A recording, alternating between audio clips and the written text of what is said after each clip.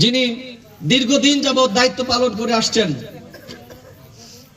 জাতীয়বাদী বিএনপির দলের সাথে যিনি 9 সাল থেকে একটানা 24 সাল পর্যন্ত যিনি সম্পৃক্ত ছিলেন, আমার অত্যন্ত স্নেহধন্য জয়কা ইউনিয়নের মধ্য রামনগরের কৃতি সন্তান, আমার অত্যন্ত স্নেহধন্য ভাই মোহাম্মদ আল হারুনকে সামনে আসার জন্য বিনীতভাবে অনুরোধ জানাচ্ছি এবং প্রধান অতিথি সাহেব তাকে ফুলের মালা দিয়ে বরণ করে নেবেন।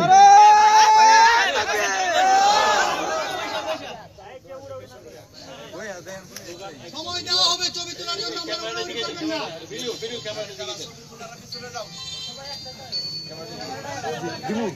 2 নম্বরে যার নাম ঘোষণা করছি, তিনি নবাব ইউনিয়নের একটি রাজনৈতিক দলের দায়িত্বশীল হিসাবে দীর্ঘদিন যিনি দায়িত্ব পালন করে আসছেন, জনাব মোহাম্মদ কুকন ভাই।